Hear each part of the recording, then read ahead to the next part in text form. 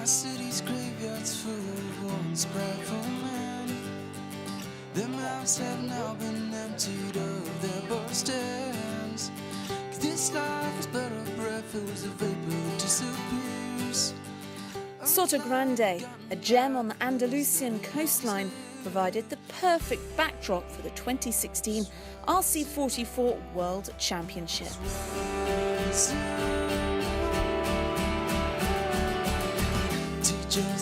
Held from the 11th to the 15th of May, this is the second event on the 2016 tour and featured a notable lineup of some of the biggest names in sailing. With 11 teams on the start line, the competition for the world champion crown would be fierce, and racing on the shifty waters off San Roque was no easy task.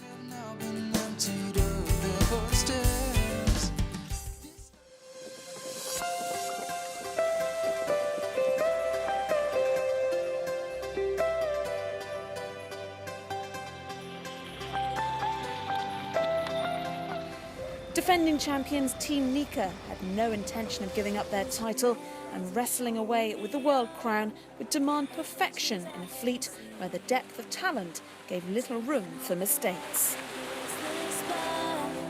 Walking on fantasy. So take me, baby. Race day one saw the opening day of match racing unfold with a thorough soaking thanks to a depression over the Iberian Peninsula, which eventually stopped play. Just 1.5 flights raced and 2 boats on 2 wins. 2015 RC44 Fleet Racing champion Vladimir Prosikin's Team Nika and Chris Bake's Team Aqua. I think if we can sail as well as we did in Bermuda, that's a first start. You know, we've got a few new guys on the team, the atmosphere's been great and they're working hard, and you know, it's sort of always the first question everyone wants to ask us, that this is the one event we haven't won, and we have not. We've won a lot of things in this class and we've been very successful, but it's all about putting it all together on the day or over the week, and making sure that you just sort of stick to a plan and put everything in place and just sort of execute. No, actually it's some pressure. Of course it's some pressure, and of course we want to do our best.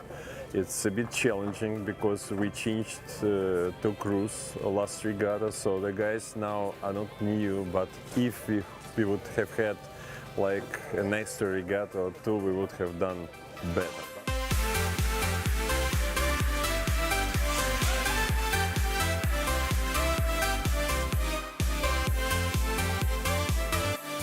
Race day 2 opened the fleet racing, and the real battle for the RC44 World Championship got underway in a breeze of 20 knots, topping out at 27.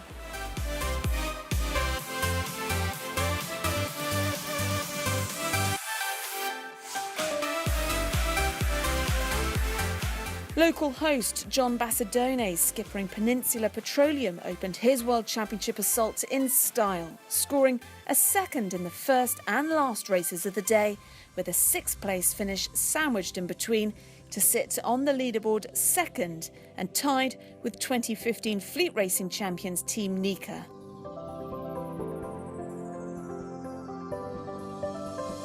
We can test the waters, always high.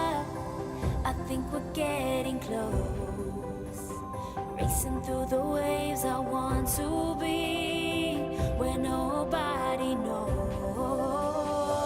So take me, baby. Standout consistency came from Team Searev.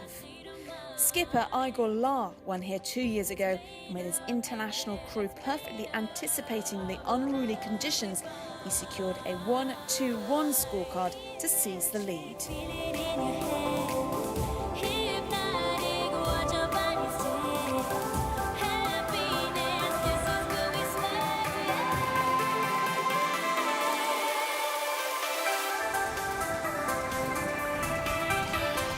Race day 3 again showcased the weather for which Sotogrande is famous. 20 knots and brilliant sunshine.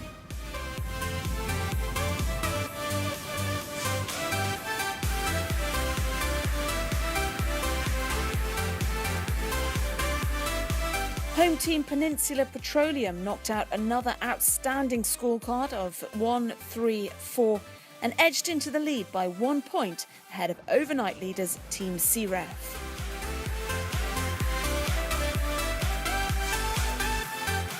Reviewing the leaderboard at this halfway stage of fleet racing, it's no surprise to see almost all the teams counting at least one deep result. The exceptional venue provides some of the most challenging and lively conditions on the RC44 Tour.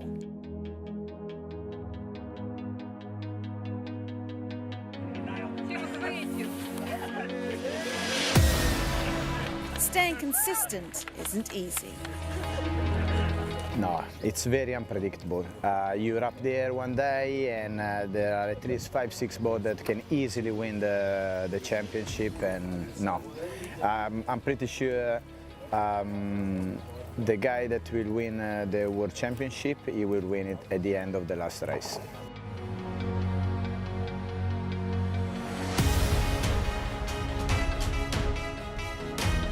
The penultimate day of racing saw Sotogrande once again throw up near-perfect conditions.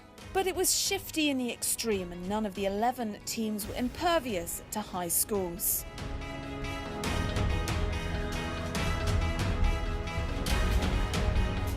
Slovenia's Team CREF repeated their Day 1 form, winning the first 2 races and following it up with a 4th.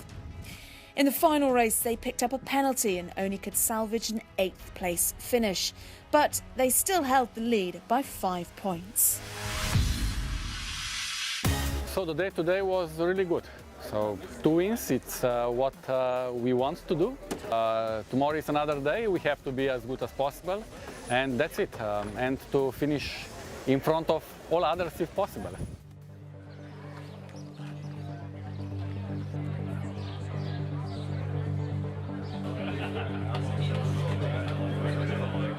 On the final day, and in theory, any of the top 7 teams could still win the RC44 World Championship title. Despite the dockside atmosphere appearing serene and peaceful, the racetrack atmosphere was set to be high intensity.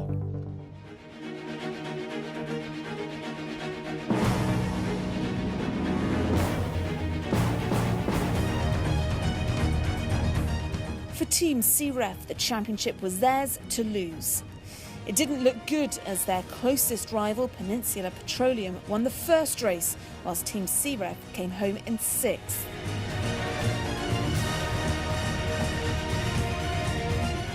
This levelled the scoreline between the 2 challengers. In race 2, the championship podium decider, both Team CREF and Peninsula Petroleum fought back from deep in the finish. They finished 2nd and 4th, respectively. But it was enough, and the RC44 Championship Marina de Sotogrande had a worthy winner in Igor La and his Team CREF crew. It feels great, like the first time. Sotogrande is great. Yeah. Nothing to say else. It's really great. Second went to Peninsula Petroleum. You know, it was all down to the last race. I mean, we had to put a couple of boats in between, which it's always going to be hard. But yeah, today's been fantastic. You know, being 5 points behind and come out and win the first race was brilliant. So we'll take a lot from that. And yeah, I'm very, very proud of the team. We've sailed very, very well. But yeah, CREF have been even better. I mean, they've fully deserved the win, the championship. So yeah, I congratulate them because they've done a very good job. Artemis Racing hit their stride on Saturday with the arrival of team principal Torbjorn Tonquist. Winning races on both the last 2 days, they rounded up the podium positions, finishing in 3rd. Victory celebrations kicked off on the water and finished ashore with the newly crowned 2016 RC44 World Champions receiving their prizes to warm applause.